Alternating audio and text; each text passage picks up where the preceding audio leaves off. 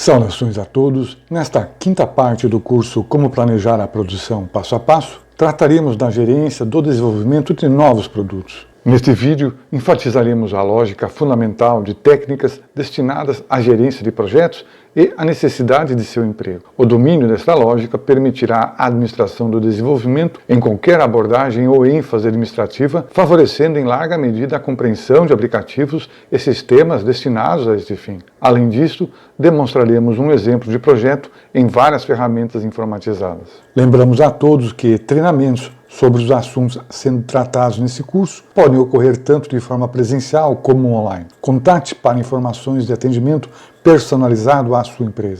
No vídeo anterior abordamos a necessidade fundamental de precisão matemática na definição de prazos de produção e entrega como metas reguladoras das atividades das empresas. Porém, definir datas de produção para produtos que necessitam antes serem desenvolvidos, sem definir metas e prazos para as várias etapas do desenvolvimento de produtos, seria tão absurdo quanto marcar uma partida de futebol sem a garantia de que a bola estaria disponível em campo. Todos os esforços e mobilização financeira dos jogadores, estádios, juiz, etc., não resultaria nem em empate, pois o jogo nem começaria. Porém, na indústria, muitas vezes se observa a negligência da administração do período de desenvolvimento no estabelecimento de metas de produção e entrega. As razões para estas ocorrências são várias e podemos listar algumas.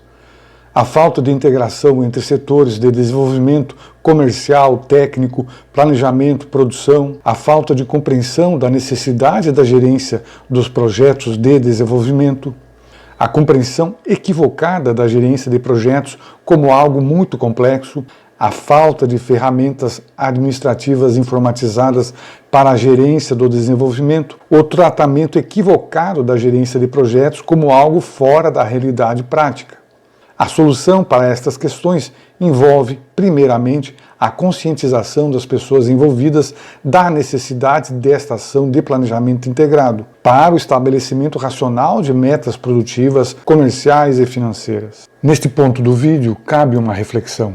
Lembramos todos que uma das origens propostas para a palavra inteligência é interlegere, do latim, ou escolher, discernir algo entre vários. Interessante saber que um oposto possível a esta etimologia é negligere, não escolher, ou negligenciar. Para discernir e escolher, precisamos o foco da atenção ou concentração para termos uma compreensão da realidade e decidir. Ao contrário, se não atuamos e deixamos questões pendentes ou negligenciadas, por definição, abdicamos dos atributos da inteligência. Não exercitamos as faculdades que o Criador nos confere de instante a instante. Assim, fazer um trabalho bem feito e com atenção tem reflexos muito mais profundos que os trivialmente aceitos. Para a administração ou gerenciamento de projetos, podemos ter diferentes abordagens dependendo da complexidade do desenvolvimento dos produtos envolvidos. O que temos que ter em conta é que, em geral, o desenvolvimento de produtos não tem uma relação linear de eventos, operações ou processos. Caso fosse linear ou em sequência direta, seria possível utilizar o mesmo recurso empregado para a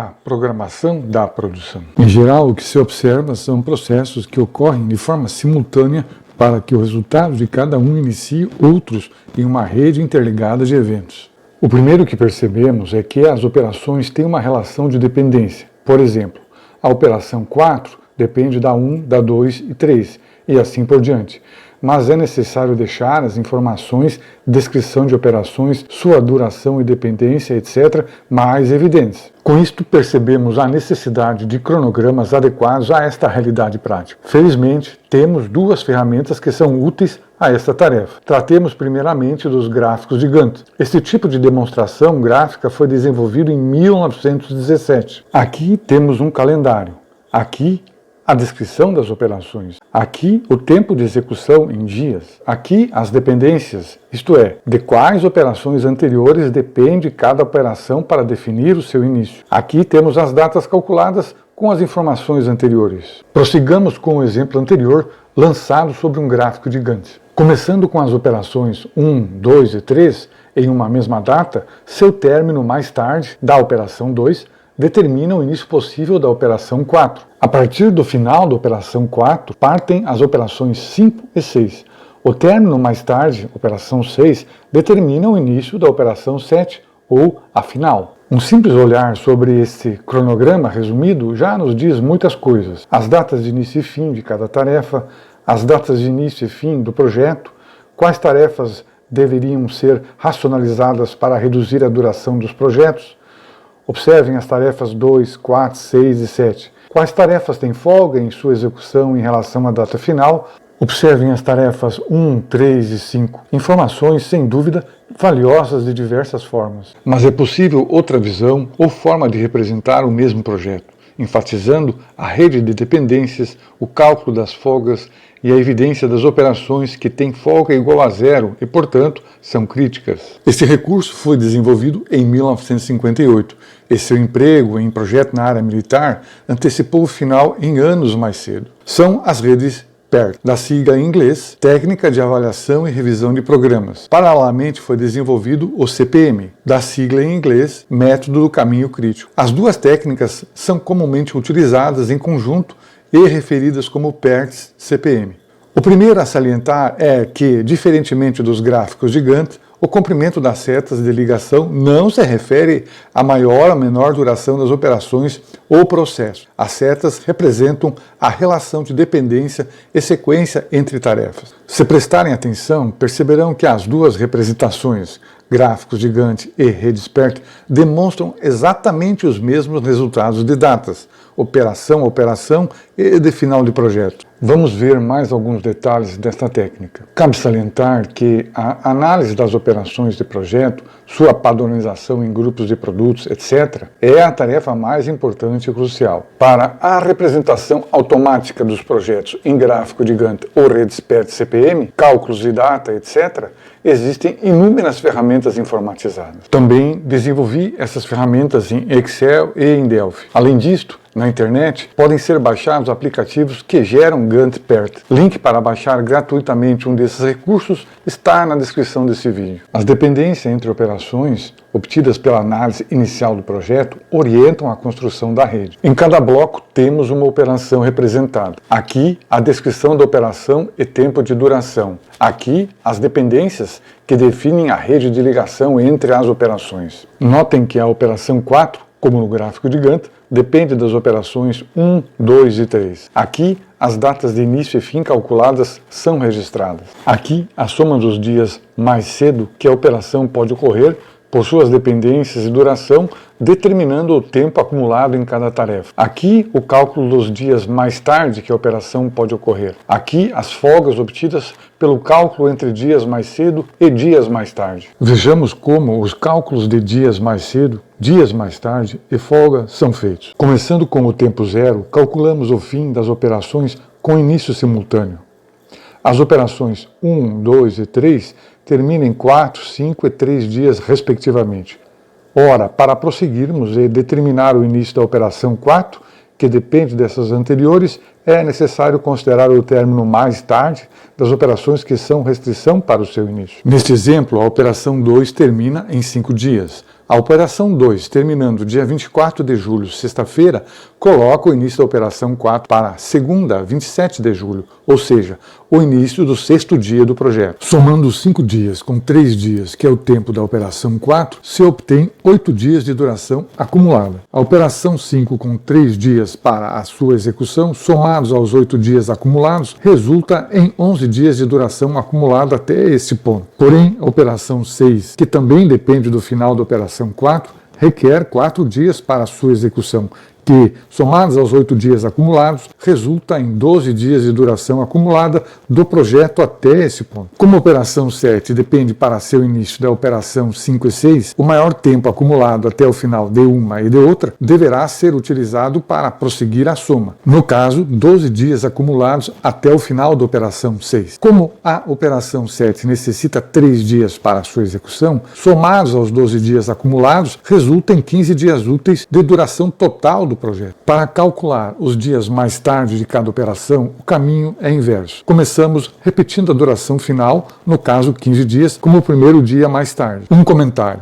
A forma de representar esses valores não representa a fração, é somente uma maneira de apresentar esses dois valores. Antes, avançamos somando, agora retrocedemos diminuindo. Os 15 dias totais devem ser diminuídos da operação imediatamente anterior, no caso a operação 7, com 3 dias. 15 dias menos 3 dias resulta em 12 dias. Este total deve ser listado nos dias mais tarde das operações imediatamente anteriores, no caso a 5 e a 6. Estes 12 dias devem prosseguir sendo diminuídos pelas operações anteriores. Diminuindo 12 de 3 dias da operação 5, resulta em 9 dias, mas diminuindo 12 dias de 4 dias da operação 6, resulta em 8 dias. Antes, ao calcularmos os dias mais cedo, considerávamos o maior tempo resultante das somas. Agora, calculando os dias mais tarde, devemos considerar o menor tempo resultante das diminuições. No caso, esse tempo é de 8 dias. E é o que deve ser listado